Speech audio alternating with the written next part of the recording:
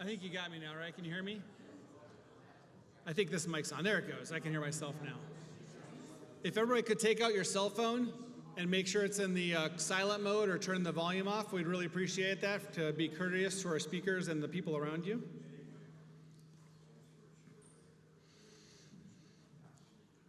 Good evening, everybody. I'm Jeff Patton. I'm the Vice President of the Central Pennsylvania World War II Roundtable, and I want to welcome everybody to the show tonight, and I want to welcome all of our live streamers as well. Thank you for your attendance. I'd like to start the program, as always, with the Pledge of Allegiance. So if you could please stand as able, remove your hats, and face the flag right next to me. I pledge allegiance to the flag of the United States of America and to the republic for which it stands, one nation, under God, indivisible, with liberty and justice for all. Thank you very much. Please be seated. As always, I'd like to recognize our veterans in the room, starting with our World War II veterans. If you could please raise your hand.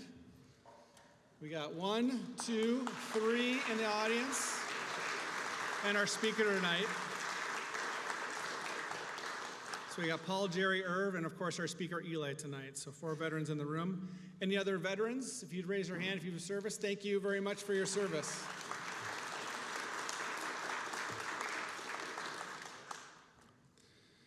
As always, we also have some fundraising efforts. Most people saw the books on the table when you walked in. Those are for donation, but we also sell coffee mugs at the table there. You might see that at the end of tonight's program, and those are $10.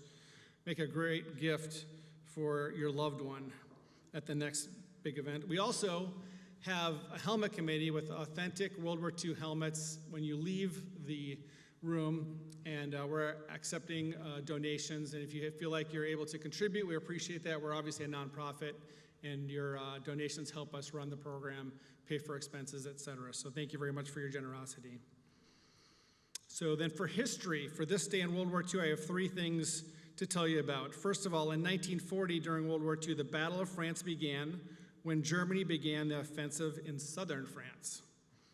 And in 1944, the US B-29 Superfortress made its bombing run debut, and the target was Bangkok.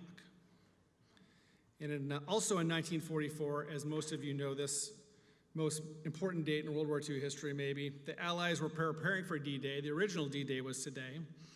For D-Day invasion of German-occupied France, 1,000 British bombers dropped 5,000 tons of bombs on German batteries placed at Normandy assault area, and 3,000 Allied ships crossed the English Channel this evening. Upcoming events, and you can check out our Facebook page and our website for this more information on these events. But obviously the big one coming up is the Reading Air Show. The Mid-Atlantic Air Museum this weekend starts tomorrow, Saturday and Sunday, 3 days. We're hoping for some good weather. I know there's some rain in the forecast, and that's at Reading. So hope to see you out there. We'll have a table, and there's gonna be a lot of great performances and a lot of great veterans out there to meet.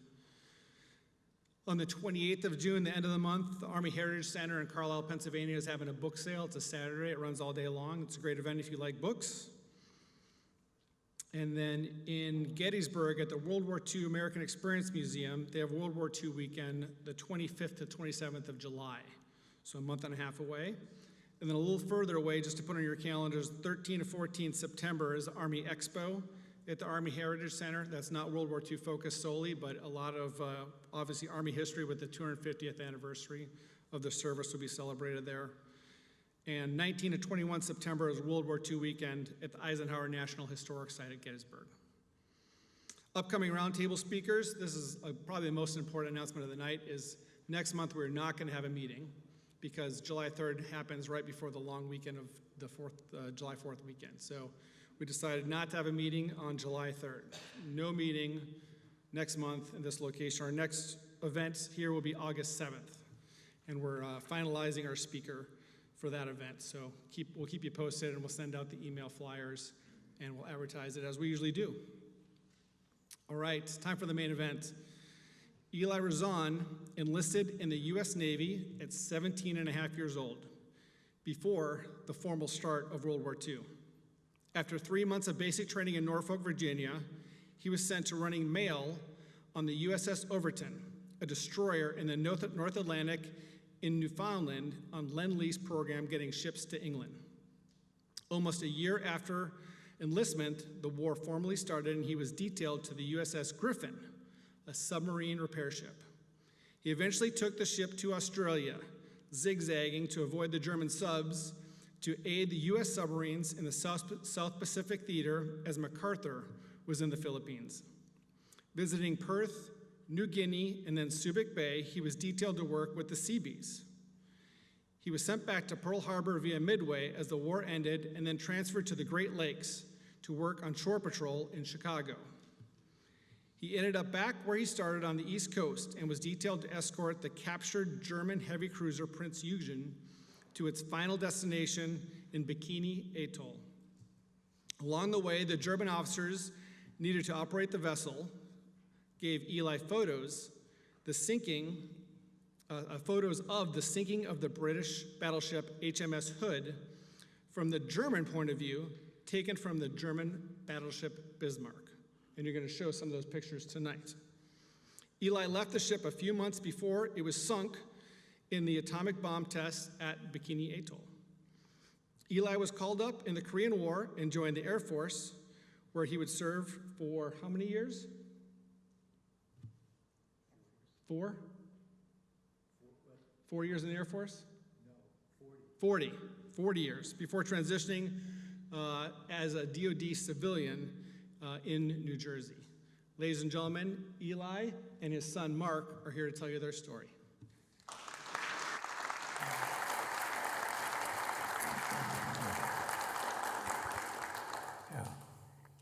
Now hear this. Now hear this.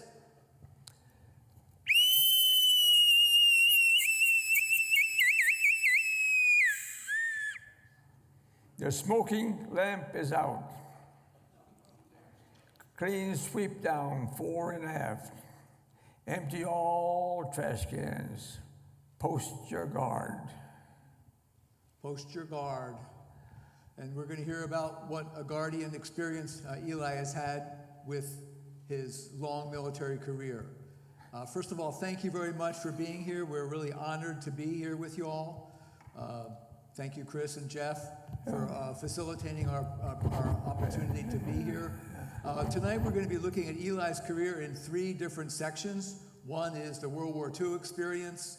The second is as a Navy man. The second is his Korean War experience, shifting to the U.S. Air Force. And then the third part is his DoD civilian work as a civilian working for McGuire Air Force Base, also as a civilian. Dad, what was that you saw in the library? Okay, as a young teenager, I went to the library. It's a big sign, see the world, join the Navy. I did that. So I went into the service, and 4 months later, I was in the North Atlantic, in Argentina. And that was with the beginning of seeing the world. These purple arrows are all the places that Eli has visited in his long military career. So he's covered pretty much all of it except Russia. So let's get on with where we're going here. This is a potpourri of Eli's career as a young man here with his older brother in the Army. And Eli's going in at 17, and you can see him here in his Hawaiian sailor outfit. Then here's Chief Master Sergeant Rauzon. And the final colored picture is the World War II veteran himself, sitting across from a Korean War veteran, and in the back is a Vietnam War veteran. This was taken at quite a coincidence at a restaurant in Florida. But here I am as a young teenager. On the left, my older sister and my younger sister. And on the right, I used to play a guitar, and I also had a set of drums there, a snare drum, a bass drum, and so forth. And my mother used to say, Eli, what are you making all that noise for? And here we are, 3-piece drum. Yeah. So here's Dad as a 15-year-old and then a 16-year-old, and here he is as a 17-and-a-half-year-old playing his drum. Yeah. This is basic training. Oh, in basic training, playing the drum, when I was in basic training, they needed somebody that wanted to volunteer for the music things. And I was listening to see who was going to volunteer that had any musical ability. Well, I rose my hand up and said, yeah, what did you do? I said, I played the drums. He says, okay, you're going to the drum and bugle corps. Well, I didn't want to be a bugler, but I wound up being a drummer for the bands to get the pace right and so forth. So I was used to go ahead and practice with the bands for the main parades and so forth at Norfolk, Virginia, where I went to basic training.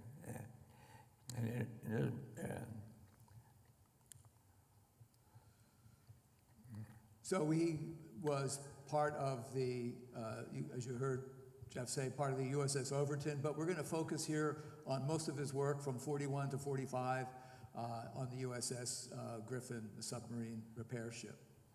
Now, the submarine repair ship is a commercial ship that was used for hauling food and so forth, and it was 500 feet long, 71 feet broad, had a lot of beams, had a lot of cargo space, and that's where the submarine was the ship was modified to be a submarine repair ship. And it was very flexible. It was modified to be that, and also it was a good place for a lot of shops, which you have to have when you're taking care of submarines. So it was modified built in New Jersey, and it was modified for the submarine repair work also in New York Navy Yard. Yeah. Yeah, the ship was basically then commissioned to service the subs in the Pacific Theater.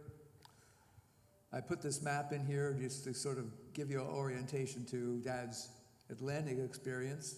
So he's starting up here in Newfoundland or Rhode Island, Norfolk, going up here to Newfoundland, and then he's eventually going to take the ship down through the Panama Canal and coming down here to the equator on his way to the Pacific Theater. So along the way, what was happening, Dad?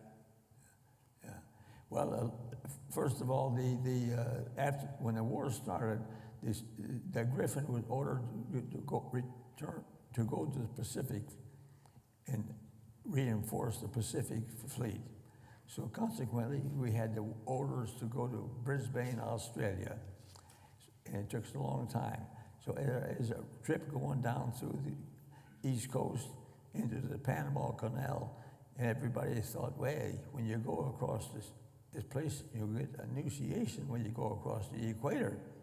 Well, all us young pollywogs, as we was called in them days, was all worried about it. So when we get near the equator and so forth, we see all these people working on deck. So what is going on over there?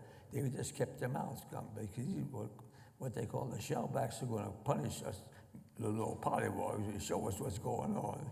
So when you on a ship and so forth, they tell you, okay, now start this operation. What happens there? They get you half dressed or half undressed, and they had a great big old canvas tunnel that you crawl through. They had things, obstructions in there. You start crawling through there, and you got people beating on your back and everything else. And you get to the outside, you think you just get out of this place. And next thing you know, they put you in a big old tank, you know. And oh man, you think, when am I going to end this thing? So they finally get you out of that thing, then you got your clothes all torn up, and then they guide you to the image there. You don't know what it is. And what you see, you're going up to kiss the baby. And you can tell, here's the baby's belly. Usually is smeared with lard or fat, grease.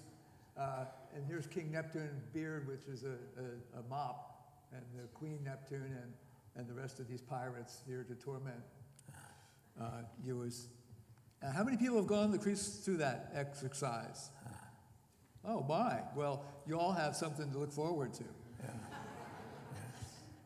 So you don't want to be caught without your cards. And so Dad has gone through 4 times, and so you always want to have your card with you and to avoid and prove that you don't have to go through that.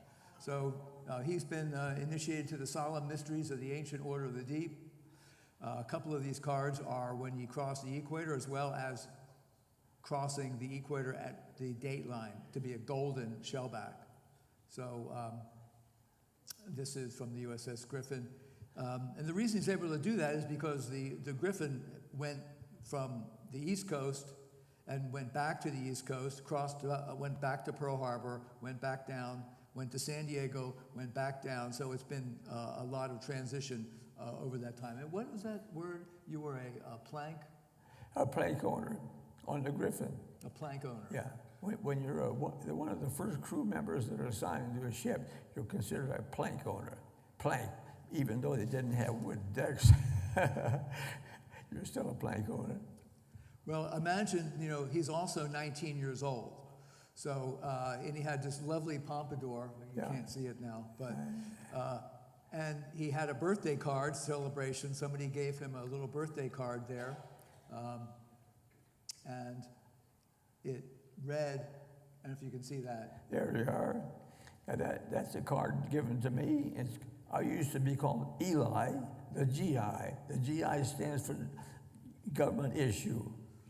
From the ZI. The ZI is Zone of Interior. So they had Eli, the GI from the ZI. And it says here, I'm the greatest that you ever met, ooh la la. And so here he is. The cartoon has his hair and his guitar, and I'm the greatest that you ever met, I think was something that his friends in Australia agreed to. Well, now here we are, Brisbane, Australia. Everybody's excited. Let's go on Liberty. Let's go on Liberty. You know what that means. So I went on Liberty, and here I met this WAF defense workers, and we talked, we waltzing Matilda, waltzing Matilda, waltzing Matilda, come down through the bay. I said, hey, I like that dance. So we had a very nice time, and there we are. Introduction to Brisbane, Australia. So as I mentioned, the ship has made many transits from Brisbane. Then it went back to San Diego for some repairs, and then ended up in Pearl Harbor for a bit. And Eli here is in his, I guess he's found his place in the world with. Now you see these neckties that these GIs wear. They're a piece of cloth about 3 foot square. And you go ahead and you fold them up and you make them and put them around your neck. And you tie a square knot. And that's what you have. So here we are.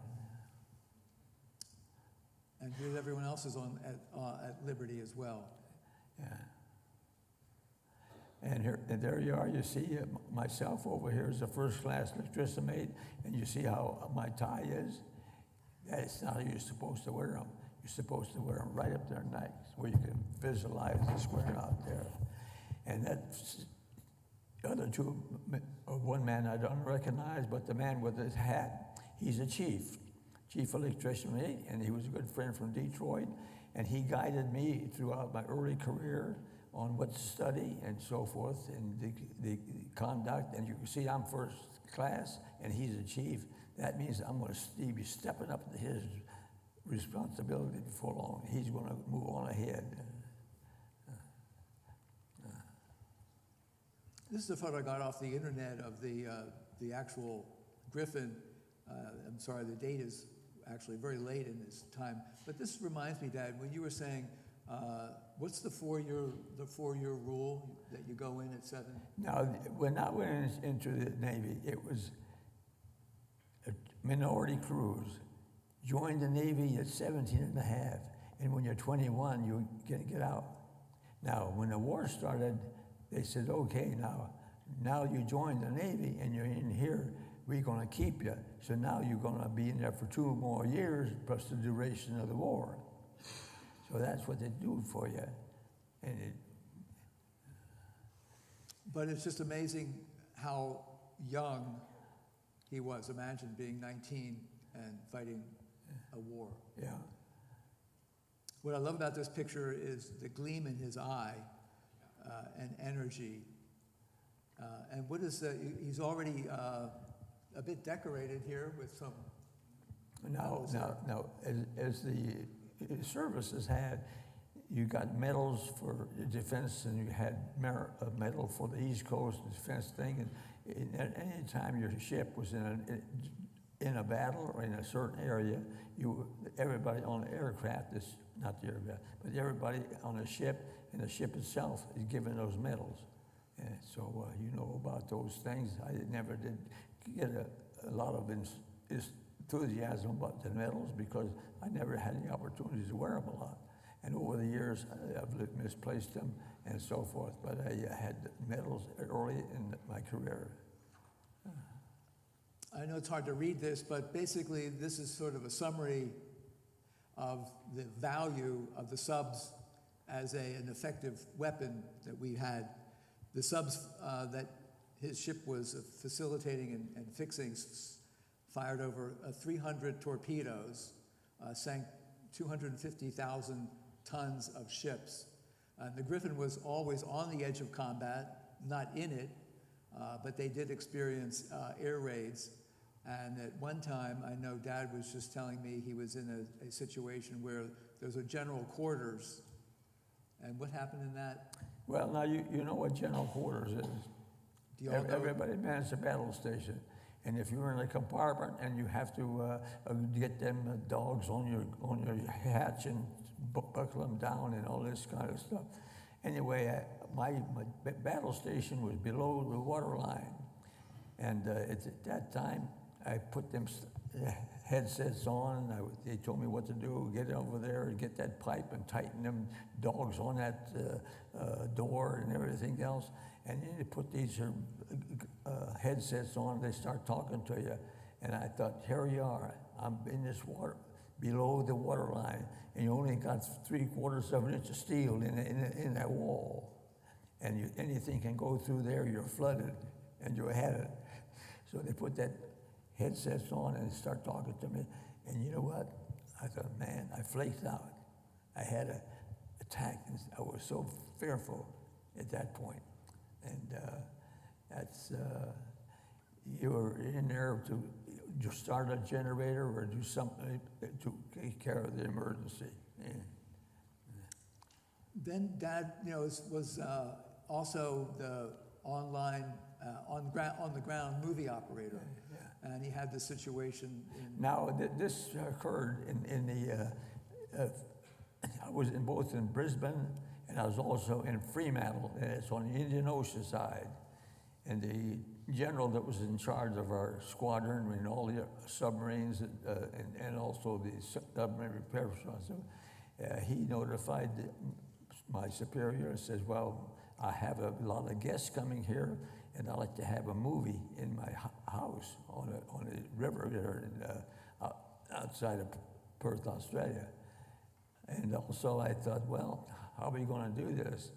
Well, he wanted a jumbo with the big ears. That's a pretty silly movie for a bunch of dignitaries. Anyway, I said, well, okay, I'll do the best I can. So I had to go on my ship, the USS Griffin. They had two types of theaters there and two types of movie machines. One was the carbon arc, and one was the electrical bulbs and so forth. So I said, well, we'll just go ahead and take this thing off and take it over to the Admiral's house, which we did. Now, it's a little bit different. You have to know what frequency they're going to be using to run the machine because electricity in that Australia was not the same as ours, and the frequency not. So you had to have transformers and step-down transformers and everything else to match the thing up. Anyway, we finally did get everything we needed except the film. So now I had to go over to town and get someone who was playing the film, which we did, and say, okay, now. He said, well, I got to play the movie in my theater. So I finally made a arrangement to when that movie is played in his theater, you run it over to the Admiral's house and I will play the thing. So anyway, that worked out real fine, and I got a real good accommodation for that. But I was pretty shaky to get it done. Well, it obviously was not all fun and games. The Griffin also supported the USS Juno after the Guadalcanal in the Solomon Islands. I wonder how many people in the audience know of the Sullivan brothers. Anyone know the Sullivan brothers? Okay, yeah. The Sullivan brothers were 5 brothers on a Juno, and that was sunk by a Japanese submarine. And at that time, the survivors was in tropical waters outside Guadalcanal. And at that time, they didn't find the bodies of those men for 4 or 5 days. Many of them were tore up with sharks, and when they did find, only a few of them survived. And they had many ships named Sullivan in Sullivan's name, and there's even a ship even built now with a new destroyer called Sullivan, but I don't know when it's going to be launched or where it is. Yeah.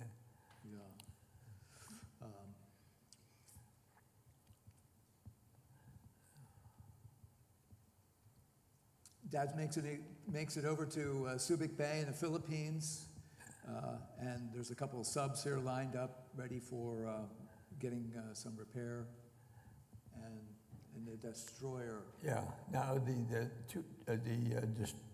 submarines on the starboard side hit each other in the encounter, and they were not seriously damaged.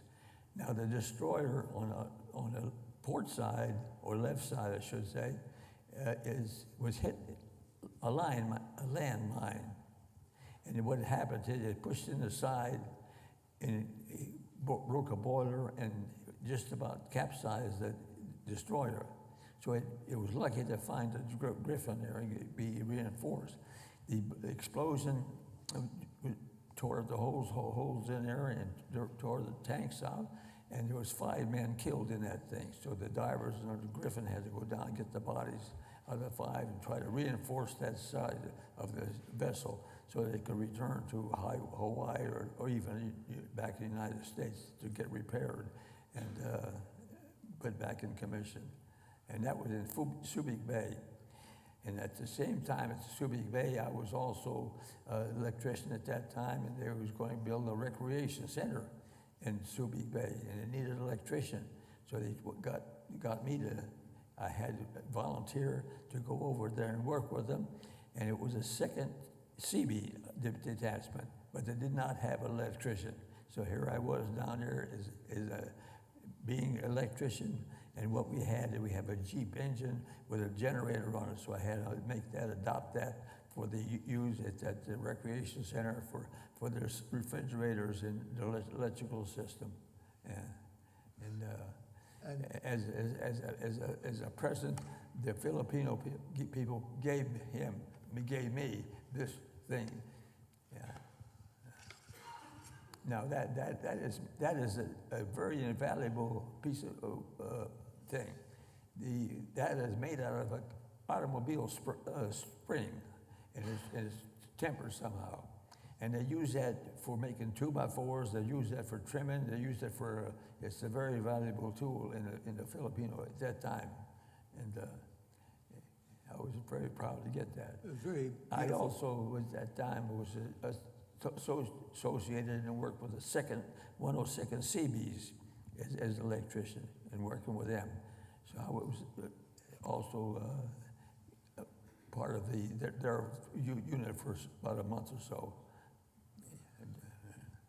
Also, this macrame is what Dad wove himself, and it's still attached here. This is quite a beautiful card. We could leave this out for you to take a look. Also has a handle made out of the water buffalo. Amazing gift of appreciation for your work there. Now here again. Here's a close-up of the Griffin. Yeah. Here again we have the Griffin with submarines tied up alongside when they come aboard, they always need something done. If they need something repaired, they may take it off and bring it over to the subtender and have it machined. And, or if they need telephones fixed, they'll drop them off and bring them over there. We're always doing something to support the submarine fleet. And the tender may be working on with surface craft, they may go someplace else. Anyone who is out at sea and needs some help, somehow if they need something to get near a tender and get taken care of. They have a lot of landing craft and so forth will come aboard and need help of some kind. And these are running off of batteries, so that's what's... Yeah, a big thing in the submarine fleet is the storage batteries. The sub runs on batteries, big batteries. A 2-volt battery is about 3 feet high and 18 inches square. So you got a battery in the front of the subs and a battery in the back of the subs. And the submarine batteries are their life.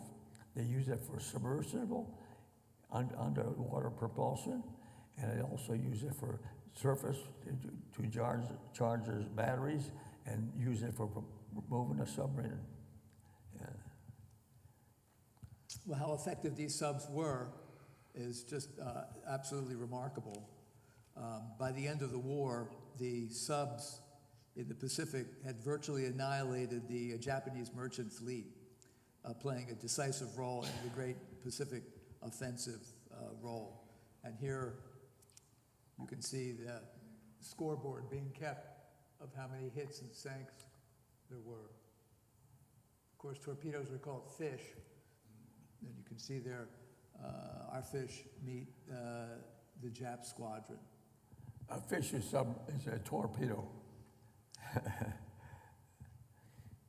Now they keep track of the number of torpedoes, the number of vehicles, the number of ships that were sunk by the submarines in the area, whether they're combat vessels or whether they're commercial vessels, and out of all the tonnage that was destroyed at that time, and they computed that for the whole operation of the World War II in that area. I had these slides out of order, but the war was pretty much wrapping up in August of '45, and at that point, Eli is coming back on that long list of visits from San Diego to Pearl Harbor, back to the West Coast, and here he's getting detailed to help take the German heavy cruiser, the largest German ship surrendered to the Allies, and one of 2 major German ships to survive the war intact, to take this battle prize, this war prize, back to into the U.S. territory and onto using it as a target. Now, after every mission, even after the Griffin returned to the United States, I was immediately transferred to a ship which was involved in the Battle of the Bismarck Hood. And that took place in 1941, in April. So I was involved, and I was a part of the crew for one of the ships that was involved in the overall battle. And her name was Eugene. It was a German ship. It was a battle cruiser that was one of the three ships that was involved in that. So that was transferred to that as a crew member of that vessel, with the original German crew and intact. Yeah. And there So he was at age 20 essentially a crew member on the German heavy cruiser. Yeah. Now you see those German officers to my right are fluent in English and also in French. And I was a chief electrician mate, and one of those officers was my teacher for giving me the information about electrical circuits and electrical things, because I'm one of the crew members that's going to sail that thing to the West Coast. And so I guess Eli developed such a rapport with and respect for these German officers that they gave him these original photos, I guess as a safekeeping. I don't know. That's an amazing, and of course they were not documented, so we're trying to piece together what we're actually seeing here. Yeah. It looks like this is the Prince Eugen. It's at dock, probably in Brest, France, camouflage from an aerial bombardment with netting. And here are the shipyards. Maybe this is even the German shipyard where it is built. But one thing he told me, Dad, if you recognize, these bulbous radar domes, I think that's, it's kind of hard upside down, yeah. And he ended up seeing those later in Anacostia. They were taken off because they were a new high-tech type of radar. Well, we got to show them the bomb. Yeah, we're getting the there. battle. Yeah, so again, we're only guessing. This might even be the inauguration of the ship with the whole crew and the German Marine Command. Looks like a brand new looking ship at this point. But here you see everyone at parade. And then on the other side, in full, I'm sorry, trying to do a couple things here. And there you go. And then you can see on the black and white photo with the 15-inch shells in the heat of battle. Yeah. Well, we have the actual pictures of the battle, the smoke and so forth, of the battle itself. Mm-hmm. And here's the ship probably heading out. The Nazi insignia on the forward bow, and the ship at anchor.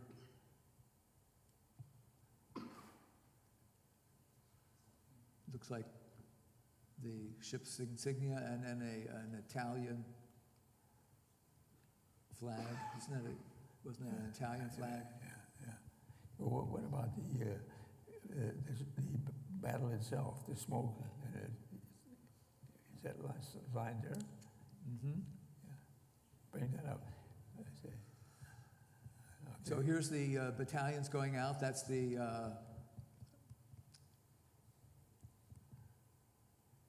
three ships, the Prince Eugen, the Bismarck, and 3 destroyers are part of the Armada. This is the Battle of the Denmark Strait, where the Germans were trying to get out. And Denmark Strait, literally between Iceland and Greenland, coming out to bombard the British merchant fleet. And coming into contact here is the Bismarck firing on the hood, successfully striking the hood. Well, the hood was the prime ship of the British at that time, one of the biggest battleships made in the world.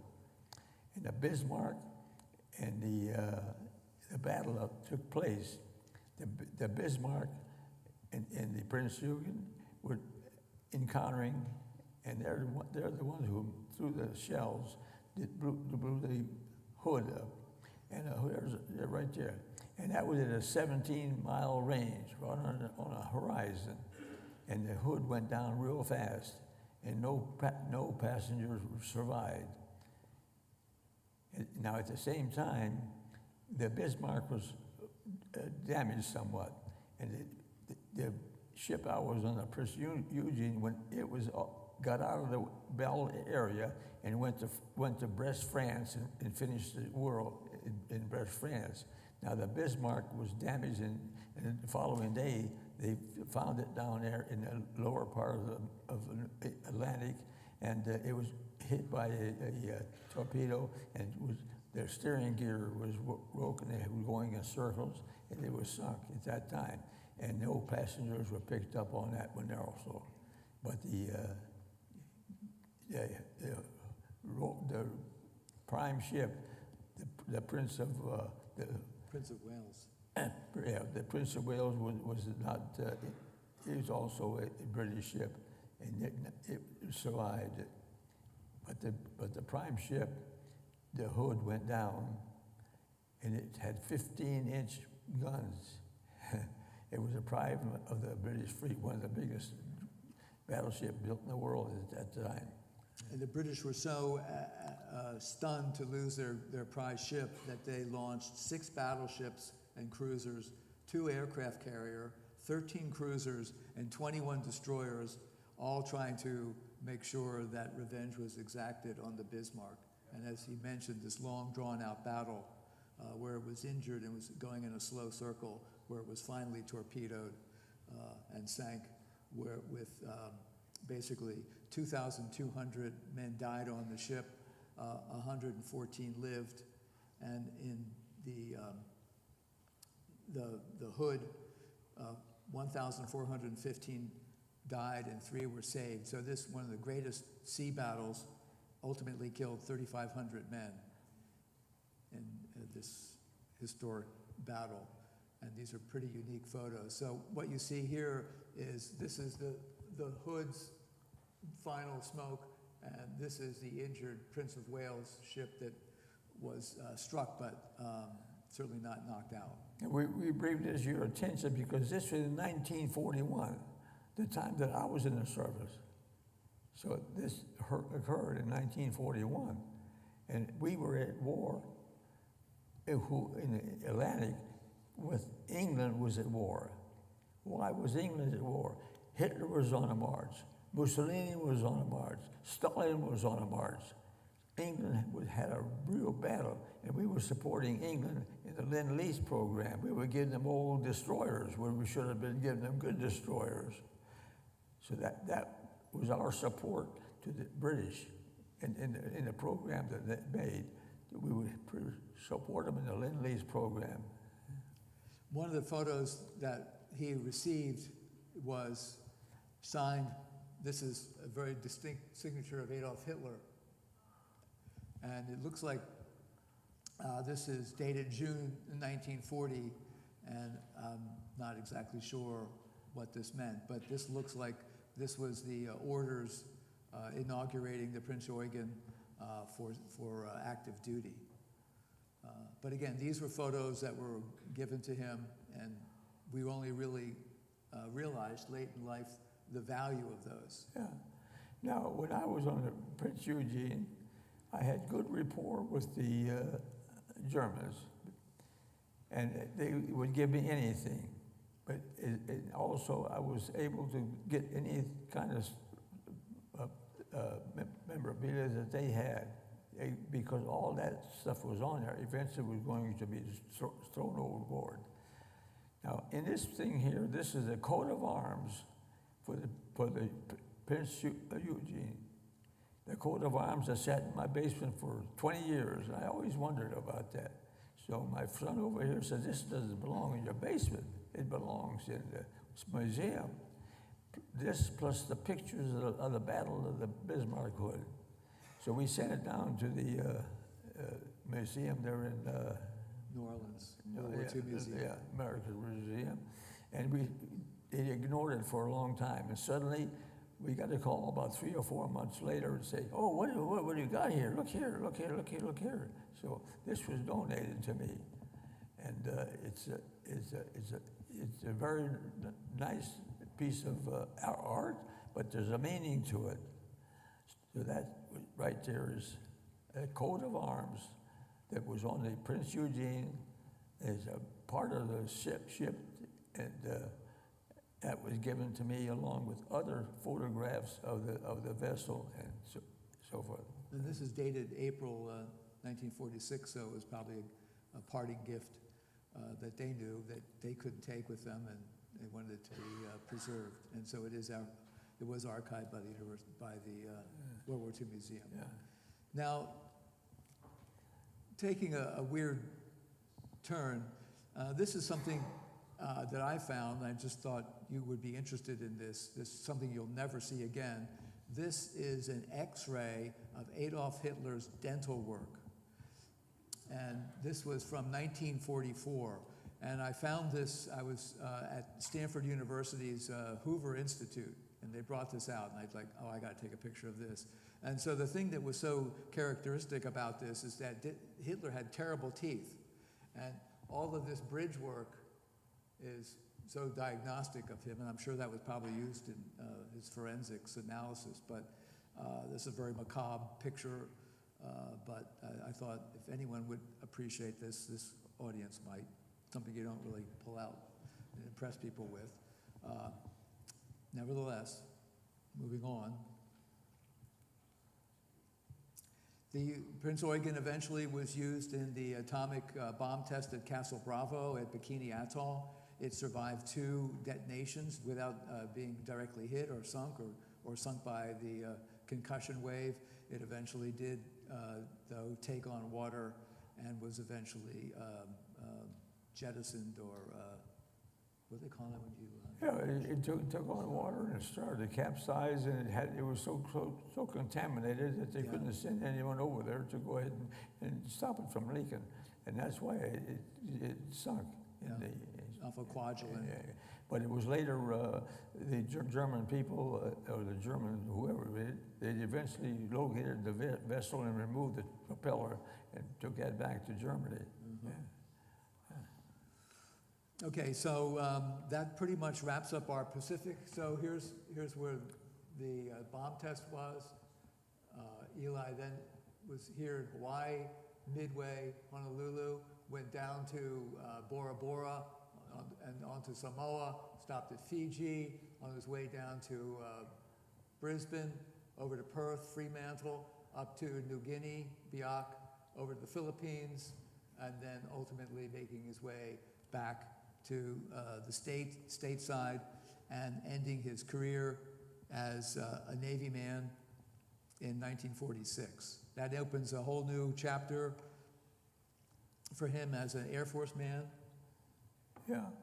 Well, now here I am in the Navy 10 years, and when the Korean War started, I was recalled to go back into the service. And hey, that didn't go over too good, did it? Anyway, I got out of the Navy by a trick somehow. The recruiter, well, I had orders to go to San Diego and get on a destroyer for the Korean War and so forth. And the recruiter said, I said, how can I do that? He said, I'll tell you what you do. You join the Air Force and I'll get rid of this paper. So you have a commitment which you fill by going into the Air Force, so you're okay on that side. And I said, well, okay, I'll try that. So I went over there to the Air Force recruiter, and here I am, a chief that I got to give away. And he said, well, I'll get you in there as E5. 5? That's a tech sergeant. There's all that rank. And guess what? I did it. But luckily, in time, I gained all that back and became an officer in the Air Force. And it's also a chief. This is one of my last. This thing here is a chief, and all those men are electricians. I was sent to Maine in 1950, whatever, to augment the South Maine Power Company with electricity. Maine at that year didn't have enough water to run the turbines, so they needed assistance in the electrical plant. And they sent that ship right there, up there in South Portland, to augment them. Now, that was an electric drive ship, so we disconnected the generators and used the propulsion system as AC generators.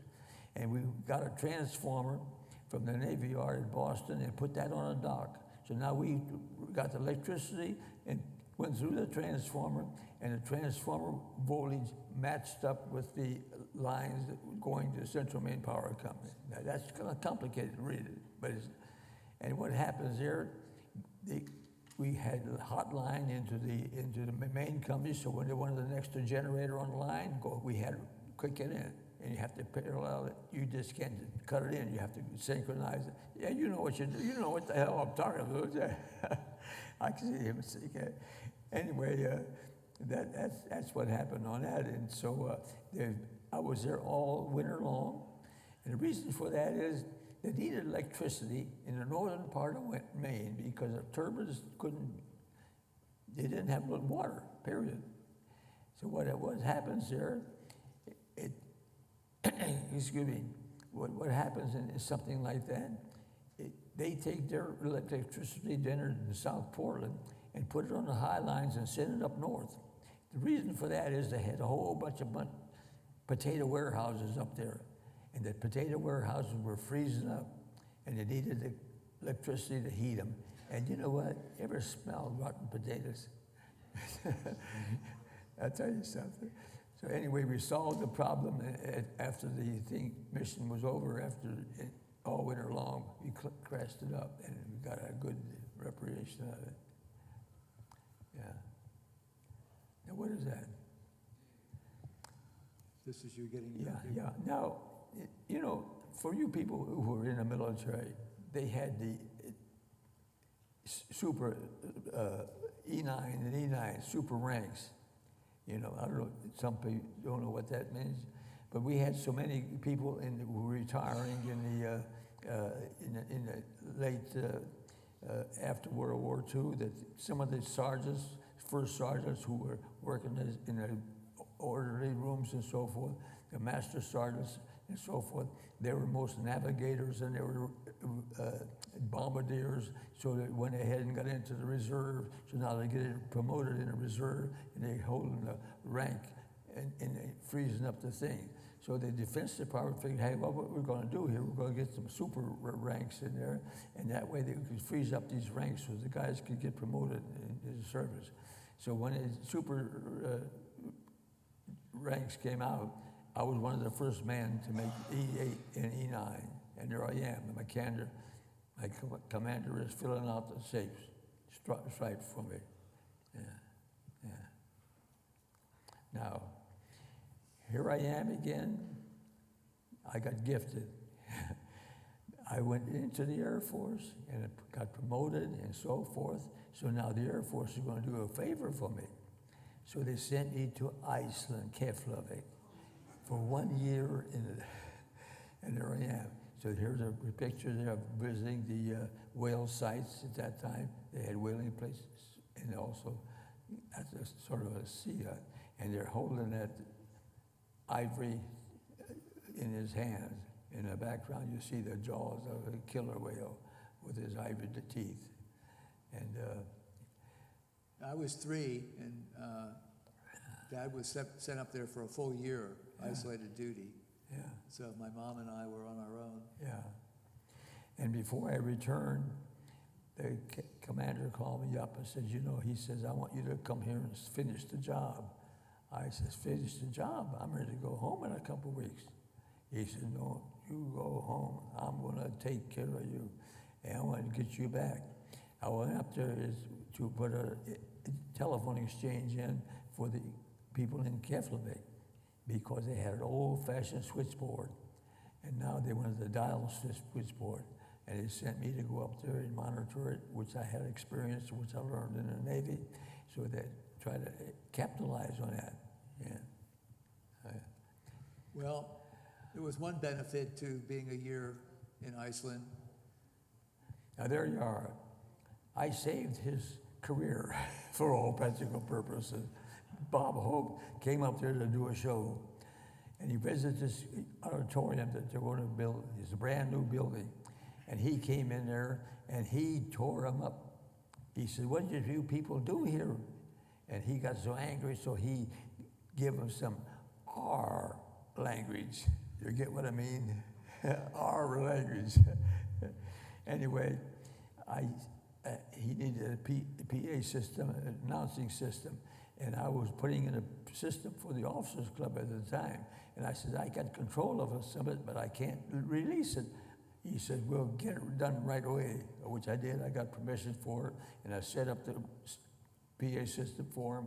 I put the control in his room, and also I put speakers in the auditorium, microphones and everything. So I got the whole thing working, and after every act, he'd come in there, the crowd would be clapping and so everything. I used to turn the volume up so they could really hear that. And his staff would come in and say, oh, Mr. Hope, them people are rolling in the aisles, they're so happy. So in that process there, so one of his aides says, Eli, or he didn't say Eli, he says, Chief or Sergeant, come on out here. I'm going to get the picture out of you. So I was going to go out there, and I see these two ladies, and they had pretty low breast line there. And he talked something about me looking at something like that. I said, well, you know what? You take the picture, and I'll close my eyes, which I did. And if you notice in that picture there, my eyes are closed. And at the same time, Bob Hope says, anyone got a piece of paper and pencil here? And someone come up with a piece of paper and pencil. So he wrote a little note there. He says, anytime you want a job, you come to Hollywood and I'll give you a job. And he says, I need a good sound man. Well, you know what? I never did go back to Hollywood or go to Hollywood and be a sound man. But I would say it was a good idea at the time. Yeah. Eli who? Yeah, right. So it's a good thing he didn't, because his world was, like he said, join the Navy, see the world, now join the Air Force and see the rest of the world. This is 3 sets of orders that we collected from his paperwork of, now Eli is a top secret crypto specialist in communications in the mid-60s. And you can, I don't know if you can read this, but he's visiting many parts of the world: Ascension Island, Suriname, Brazil, Antigua, Johannesburg, South Africa, Kinshasa, Kenya, Uruguay, Paraguay, Argentina, Brazil, Chile, Ecuador, Peru, Bolivia. Hey, all my friends thought he was in the CIA. You know, I don't know how you could explain going to Turkey, Karachi, Pakistan, Tehran, Iran, Addis Ababa in Ethiopia, Beirut, which at the time was the Paris of the Middle East before it was kind of bombed up, Saudi Arabia. Yeah, my travels throughout the year, I was involved in plans. I was at that time a GS-12 or 11, and I was officer category, and I used to get a lot of information about problem areas, and sometime I would go there. I used to, many of these missions were for the Military Airlift Command. At that time, we used to fly all over the world, and you had to have good commission. If an aircraft breaks down, there could be parts to it and everything like that. So that's why I went with so many things, emergencies and so forth, that you have to send someone out there for repair and support. It's not a pleasant job. When you go to these places, you have to have visas and have to have permission, and it's a very, very complicated process. Yeah. Now, one job that I went to was in Pakistan. And in Pakistan, I was going to visit a radio site, and the field was all muddy and everything else. I said, I'm not going to go out there. I had to walk about a half a mile or maybe 3/4 of a mile in a muddy beach. And I said, I'm not going to do it. I said, don't worry, we'll get transportation for you. Well, I felt a lot better about that. But look what I got. And I never rode a camel before in my life. Or since. And over there's one of the spots I had is visited Athens. Everybody visits Athens. And they've been working on that, restoring that for the last 150 years, and this is all what they got. Yeah. Now, for you historians, there's right there. Europe at one time was controlled by Austria-Hungary. It was a big empire at that time. They had Poland and they had Czechoslovakia, many, many countries was in there. So that guy there, Franz Joseph, was the leader of that country. And he had a place in Corfu that was his summer vacation. And there's a desk that no one's supposed to sit in. Well, I visited that place, and there I saw him. I took a hat, make a picture of me in his desk. And there it is. Yeah. Now on the right, that general, 2-star general, it was my real friend that gave me a certificate for well done in my time. When he was a colonel, I was doing a job down in Turkey, and I sent a message because I needed a certain telephone put in, and it was supposed to be done in time, and it was not there, so I wrote a message and so forth and sent it out. Anyway, he was a colonel, and a colonel at that time had another thing. He worked for a 2-star general down there, and he got woke up, and he didn't like that. So this colonel, he would give me the word.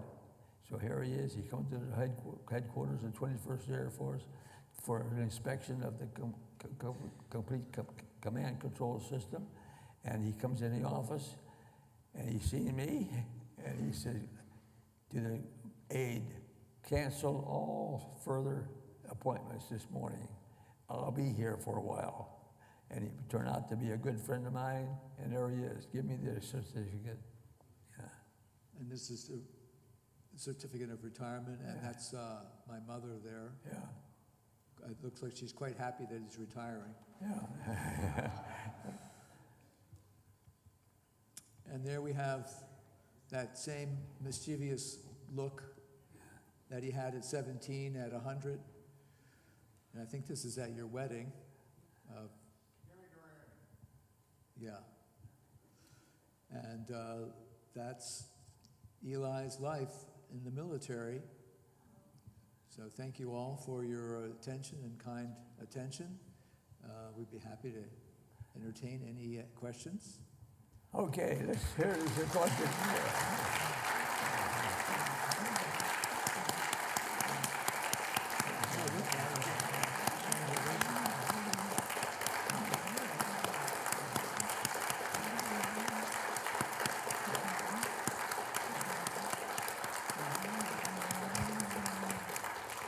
Thank you very much. Thank you very much. Someone should have some questions. There's one here. Can you hear me okay? Okay, I have the first question.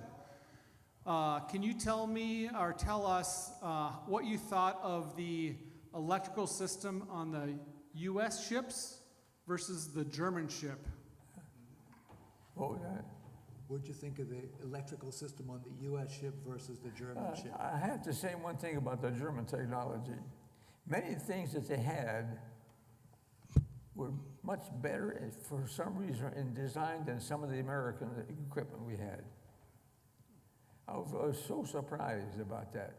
For example, they had a telephone system on their ships, much superior than the ones we had. Yeah. So it's hard for me to make that decision, but I was looking at the pictures of the Battle of the Bismarck Hood. The battle took place at 17 miles away, and they had good pictures of this target area. Yeah, yeah. So that tells you something. Yeah. Good question. Question right here. Yeah. So you mentioned after the atomic tests, something about a propeller being removed from the ship. So the ship survived the nuclear detonations and was taken back to Germany. Is that right? What was your question? No, No. the ship was scuttled, but it was on a reef, and it was like half sank on a reef, tipped up, and Okay. they took the prop off the back and sent that brass prop back to Germany. Yeah. Eventually, I was looking at the research. The ship was irradiated, but Yeah. it was also sank with a full load of oil. And they also wanted to get the oil off of the ship just to keep from polluting the coral reef. So why the propeller? Because it was made of brass, and the Prince Eugen was as I think I read, the largest German ship to be surrendered to the Allies and one of two major ships that survived the war intact. Okay. So it was Historic value. it was a battle prize for us, but now that we're friends, here you can have your propellers. It's on a museum and okay. Now, when I was on that vessel, they gave me so many things that I sold in a flea market or sold it in a yard.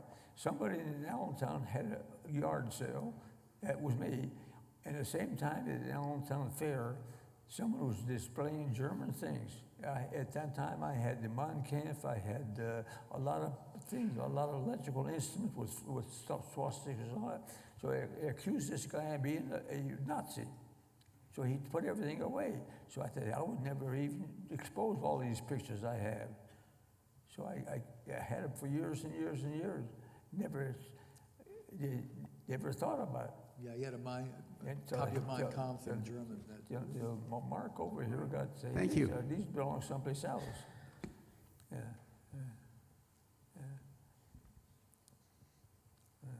Tom has a question in the back here. I found your comments on Prince Eugen quite interesting. I was a liaison officer to the German Ministry of Defense. That Prince Eugen propeller is at the Naval NCO School in Mervik.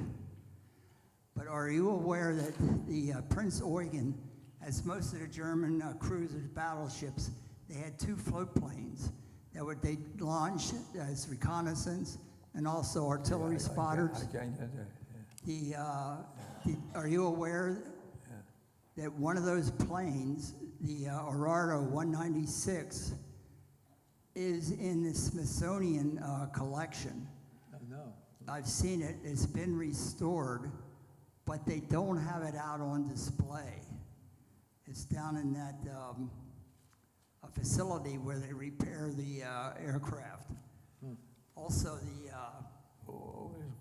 It's a comment about one of Prince Eugen's associated planes being at the Smithsonian, not on display. Oh, yeah. well, that coat of arms, I don't know if you noticed it. The crown is a queen's crown. And that's because the Prince Eugen was actually an Austrian prince.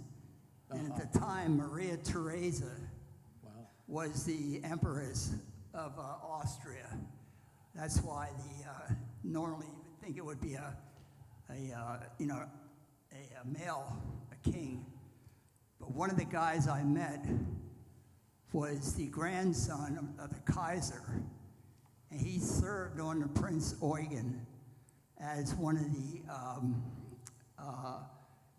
gunnery officers. He spoke fluent English. He was captured, spent the rest of the war in England, and then later on got up into become a captain in the post-war German Navy. Well, maybe you can tell Eli that afterwards. Yeah. So he's basically saying this crown is from an Austrian princess, Yeah. Theresa. So the complicated legacy of the. Yeah. We have a question over here. Question? Thank you very much. Thank you very much for your story. So, Those pictures of Bismarck and Hood are extremely historical. They've been published. So we gave these to the university, I keep saying university, we gave these to the War Museum, but you know, when I was doing research and looking online, I saw a number of these photos that were actually published. So this photo right here, there's another copy of that online. It's maybe not the exact sequence. There's another photo. This is the Bismarck, and that cloud is the exit smoke from the 15-inch guns. To answer your question, maybe not these specific ones, but photos from the series are online. If you Google Bismarck, you may see some things like that are recognizable. But your question's a good one. I don't think we knew what we really had until we started to prepare for this. Like, oh my gosh, this really is amazingly historical. You know, as a personal aside, you all have been following World War II. My generation, we're the Vietnam War, and people don't even know about the World War II, so I didn't know the particular value of the Battle of the Bismarck Hood. That's just my ignorance. Question here in the middle. Thank you for your service, sir. By your start where you were sent to Newfoundland, that was an important point where the naval ships and all the convoys for Europe were formed there and going west, or going east into Europe. My brother served on the armed guard, which was Navy men assigned to merchant ships. And he talked of that, and he made many trips from New York to Murmansk, Russia. But his last trip, he made a loop around the world in through the Mediterranean and down through the Suez, and came through and did through the Polywop, which you explained, and he explained to me the same way, and thank you. Thank you. So that was the Lend-Lease program, I think, in the early days, right? The ships going over from Newfoundland to England. Right in the middle. I want to thank you for your service. I had an uncle who served in submarines. He was discharged 3 days before Pearl Harbor. Spent the war working as a civilian contractor, but he had suffered a case of the bends doing escape drills. But I had 10 uncles and an aunt in uniform during the war. And if you'll notice, I'm wearing a very dark wine-colored shirt. One of the uncles, 81 years ago, come tomorrow morning, was on a landing craft headed for Utah Beach, second wave, right after the Rangers. He survived that, 80% casualties in his company in the first 48 hours. He lost friends fighting through the hedgerows. He survived that. He fought in the Battle of the Bulge and nearly froze his feet off. His legs were this color, almost this dark, a wine color, up to his knees for the rest of his life. He was put back on the line when he got off out of the hospital for that, was wounded by shrapnel 5 weeks before the war ended. So I just want to remember him. His name was Melvin Trago. And like I said, he landed 81 years ago tomorrow morning on Utah Beach. But thank you for your service. I don't remember which submarines my uncle served on. I wished I did, but like I said, I certainly appreciate the entire generation. Thank you. Thank you. Eli, can you tell us where you were when you heard that Pearl Harbor was attacked? Yeah. What was that? Can you tell us where you were when Pearl Harbor was attacked? When Pearl Harbor was attacked, I was on my way to Brisbane. I was at sea. The orders we received in the East Coast is whenever the Philippines was falling at that time, and MacArthur was on his way to get to Australia, and the Philippines were just about totally invaded at that time, and they were down as far as Guadalcanal, and that's when they started getting out of the Philippines, and that's when we got our orders to get it to the Pacific Fleet, augment the rest of them. At that time, we didn't have a lot of submarines in the Pacific. So now here we are, I had 6 more submarines. These were older submarines, but they were very effective. They went to sea for 30 days at that time. And some would come back early, some made hits. And all of the subs, I think all the subs that we worked on or serviced, I think only one of them was unaccounted for. See, in a submarine's service, you got to do everything perfect. Otherwise, they all go down. And that's the way the system works. And also in 1941, you were getting submarines, German submarines on the East Coast, sinking the commercial ships. And we were under wartime conditions for all practical purposes. You know, we were sitting on North Carolina looking at the sun and so forth, getting a suntan, and the German subs were out there looking at us. That's exactly because you had ships that were being sunk off the East Coast, and that's it. And we were zigzagging courses on our way to Australia. So we knew that some German submarines were following us, so we had to be very careful. Any last questions?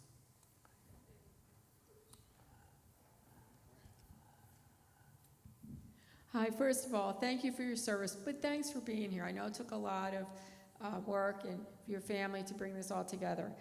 And clearly you've brought a lot of memories up of our own family members that served, including my father.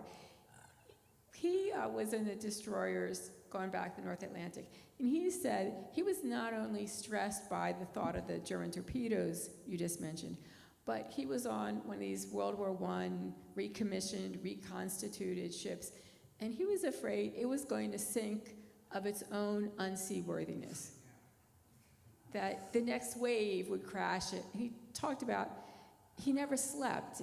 He slept down on the bottom of the ship, and it was really noisy because of the bilge pumps. But if the bilge pumps stopped and it was silent, then you were afraid you were sinking. Did you feel that way on that early ship you were on? I don't know what Were you happy about how your first destroyer was? what did you say? The ships that were kind of left over from World War I, you were sailing on, the Overton, these were ships that were built kind of in the olden days. Did you feel that they were not seaworthy? Well, you know what? They maybe weren't as strong as, and they weren't as fast as the ones they have today. And technology was different, and it was more primitive, more complicated to operate. We had pressurized fire rooms and so forth, and we had bad living conditions, and we had them sleep in kind of hammocks. When I was early in 1941, I actually slept in a hammock, believe it or not. And my mattress was there, my hammock was there, and when I had a sea bag, it's a bag about 3 foot high and about 18 inches in diameter, and you put everything in there, and you wrapped it up, and you got a rope, 7 hitches, and take everything and away you go. Yeah, so that's the way it was in them days. And I told you before, we only got $21 a month as recruits. You just think what you could buy for $21. And everybody smoked in them days. Cigarettes was cheap, at least. And of course, I never was smoking, never was a smoker. But all the sailors would buy cigarettes as soon as they got out of the 3 Mile Island, and everybody had a pack of cigarettes in their pocket or in their stocking, because when you went to town, all the ladies smoked. Lucky Strike, Chesterfield. See it on TV, always smoking. But I never was smoking, yeah. Anyway, that's it. And you know, I want to bring something to 1941. We were enjoying life. When the war started, everybody before didn't worry about turning their lights out, didn't worry about blacking out. The minute that war started, I don't care where you were around, you had these guys checking to see if your lights were on, if you had curtains that didn't have no light. Before the war, they didn't worry about it. So the difference changed overnight. And the place you lived, they had a war looking to see if you got lights in. Anyway. So I got the last question. So if you didn't know, Eli turned 102 last month? Yeah. Last week. Last week.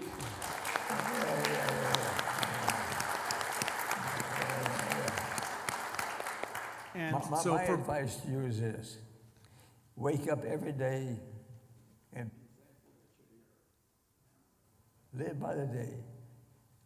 Don't complain every day. Don't worry about this. You can't change the world. You know, how it was, it was. Some people had good lives and some didn't. But enjoy the thing. Try to remember your younger years and some of the things you did. And everybody's got a directory. Everybody's got a diary. That cell phone you have, look back at it. Look at yourself as a child, or look at yourself as where you lived. If you lived on a farm, what you did. And some people had it easy, some didn't. But we all survived. Keep a positive attitude. You know what I mean? That's it. Keep a positive attitude and enjoy the day you have. And God bless you. Thank you, everyone. And Mark, you didn't hear a lot of these stories until he said he had his 100th birthday, and you kind of started collecting some of this stuff, right? That's when you kind of figured out a lot of this history? Mm-hmm. Yeah, I mean, I grew up more in the 60s paying attention to the travel part, but Dad, as many veterans, did not talk about the World War II experience. So it's been quite an education for me as well to catch up on. And I never really appreciated what electricians do. So now I And this is the first time they've presented this in front of a group. So 102 years old, pretty amazing.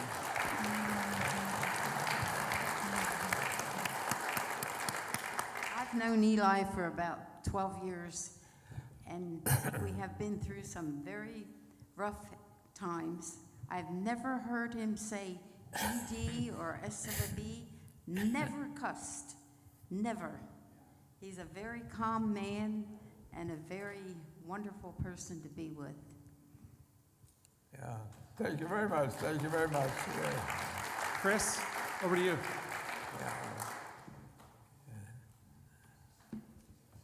Thank you, Jeff. So I have this for you, Eli. It's a coffee mug from our round table. It has our logo on it. Hey, I need a new cup too. Yeah. Well, now you have a real nice one. Yeah, I'll tell you what. It's got our logo and our name of the group on it. And only our speakers got this for many years. We now sell them now for about $10 a piece if anyone's interested. But for many, many years, it was an exclusive club. You had to be a speaker to ever get one of these mugs. They were really sought after. So, but I'm glad you have one now for your collection. And I want to thank you, Eli, and Mark for being here. Mark put together the PowerPoint and drove his father here. Also thank Lucy, the wife of Eli. But of course, most of all, thank Eli for his service, World War II, Navy, 1940 to 50, then about 50 to 79 in the Air Force. It's a lot of years in the military. He also worked for the Defense Department as a civilian for a number of years after the military, so a long distinguished career in public service for Eli. And like Jeff said, this is the first time he's ever talked to a big group like this or a public group about his experiences. So I have some other remarks as well. I want to give a special shout out here for a group, so I don't want to forget anybody.